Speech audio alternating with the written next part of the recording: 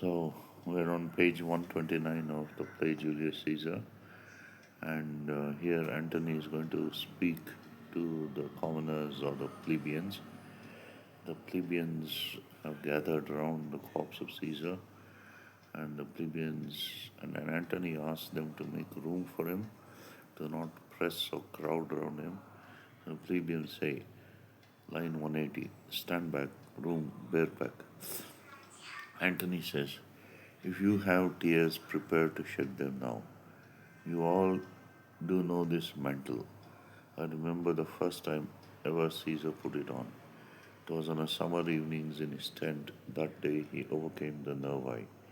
So Antony says, if the people have tears, they should prepare to shed the tears now. And he says the cloak which Caesar is wearing at that time, Antony remembers the first time Caesar put it on. It was on a summer's evening on the battle with the Nervi. Nervi are a tribe which Caesar overcame. And then Antony continues, look, in this place ran Cassius's dagger through. Sea water rent the envious Cascame. Through this well beloved Brutus stabbed. And as he plucked this cursed steel away, mark how the blood of Caesar followed it. And as rushing out of doors to be resolved, if Brutus so unkindly knocked on all. So he points to each wound and he says that in each wound was given by each of the conspirators. The first wound was given by Cassius, the second was given by the jealous or the envious Casca, and the third wound was given by the well beloved Brutus. Brutus was treated affectionately by Caesar, and as Brutus removed his dagger, the blood of Caesar followed, and it wanted to know whether it was Brutus, whom Caesar loved so well, that had knocked so unkindly on him. And Antony continues, for Brutus, as you know, was Caesar's angel. So Brutus was the closest to Caesar. Judge, O you gods, how dearly Caesar loved him. So Caesar really loved Brutus dearly. This was the most unkindest cut of all. So the stab that Brutus gave to Caesar was the unkindest. It was the most ungrateful cut of all the wounds that were given by the conspirators on that day to Caesar. For when the noble Caesar saw him stabbed, ingratitude, more strong than traitors' arms, quite vanquished him. So when Caesar saw that Brutus was so ungrateful to him as to stab him, then that ingratitude quite overcame Caesar and he died. Then burst his mighty heart, and in his mantle muffling up his face, even at the base of Pompey's statue, which all the while ran blood, great Caesar's fell. So Caesar's heart burst when Brutus stabbed him, and he fell at the foot of Pompey's statue, and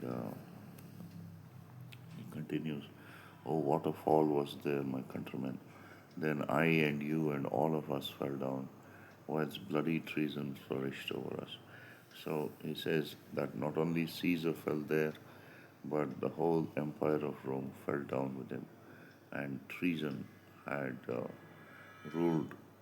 is ruling over them now. Oh, now you weep, and I perceive you feel the dint of pity. So Antony sees that his words have had their effect, and the commoners are weeping for the death of Caesar, and he sees that the commoners feel pity for Caesar, and Antony is quite contented with the tears of the commoners, and he says, these are gracious drops. Kind souls, what? Weep you when you but behold our Caesar's vesture wounded. So you're weeping just to see Caesar's cloak being wounded. Look you here. Antony lifts up Caesar's cloak. Here he is himself marred as you see with traitors. So he shows them the body of Caesar, which is all covered with the wounds the conspirators made with the knives. And the first plebeian is overcome by pity, and he says, "Oh, piteous spectacle, what a sight which is so full of sadness. O noble Caesar, says a second. O woeful day. O sad day, says a third. O traitors, villains. So the fourth commoner says, calls the conspirators villains. O most bloody sight. So now Antony's speech has had its effect, and the second commoner says, we will be revenged. So plebeians, revenge, about, seek, burn, fire, kill. So now they're going to ride through the streets of Rome, and they say, slay, let not a traitor live, let not one of the conspirators live. Antony still holds them back. Stay, countrymen, he says. First plebeian, peace here, hear the noble Antony. Second plebeian, we'll hear him, we'll follow him, we'll die with him. So now they're ready to give up their lives for Antony.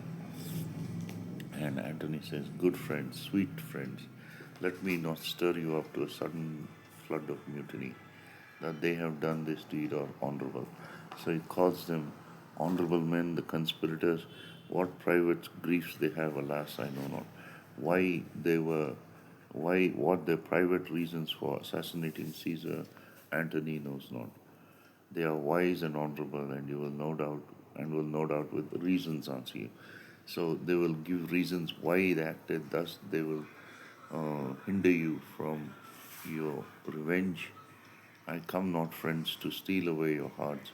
I am no orator as Brutus is, but as you know me all, a plain, blunt man, that love my friend, and that they know full well that gave me public leave to speak of it. So he says he doesn't come to change their mind. He says he's no orator, he's no public speaker as Brutus is, but he says he's a plain, blunt man that loved Caesar, and the conspirators knew full well that gave him public permission to speak at Caesar's funeral. For I have neither wit nor words nor worth, action nor utterance, nor the power of speech to stir men's blood. So he says he doesn't have any intelligence, doesn't have any words, doesn't have any value, doesn't have any action nor speech to make men take revenge. I only speak right on. I tell you that which you yourself do know. Show you Caesar's wounds. Poor dumb mouths, and bid them speak for me. I want to show you Caesar's wounds, and they are the dumb mouths which speak on my behalf. But were I Brutus, and Brutus Antony, there were an Antony would ruffle up your spirits and put a tongue in every wound of Caesar that should move the stones of Rome to rise and mutiny. So he says that if he were Brutus, then his power of oration would be so strong that the stones of Rome would rise and mutiny against the conspirators. Plebeians will mutiny, will burn the house of Brutus. Away then, come, speak, seek the conspirators. Yet hear me, countrymen, yet hear me speak, says Antony. Peace ho, hear Antony, most noble Antony. Antony, why friends, you go to do you know not what. So Antony tells him, you're going to do, you don't know what you're going to do. Wherein had Caesar thus deserved your love? Why did Caesar deserve your love? Alas, you know not. I must tell you then, you have forgot the will I told you of. Most true, the will. Let us stay and hear the will. Here is the will, and under Caesar's seal. To every Roman citizen he gives, to every several man, 75 drachmas. 75 drachmas are 75 precious coins. So, O royal Caesar, most noble Caesar, will revenge his death, says each commoner. And hear me with patience, peace, hope. Moreover, he has left you all his walks, his private arbors, and new planted orchards on this side of the Tiber River. He hath left them to you and to your heirs forever, common pleasures to walk abroad and recreate yourself. So he says that Caesar has also left them his private gardens wherein the people can walk when they are tired and recreate themselves. Here was a Caesar, where comes such another? So now Antony's given them the real reason why they should mutiny, because Caesar had given them each 75 precious coins and all his estates. So he says, where comes such another Caesar? Where does another such man come? His first plebeian says, never, never, come away, away. We'll burn his body in the holy place, and with the brands fire the traitors' houses, take up the body.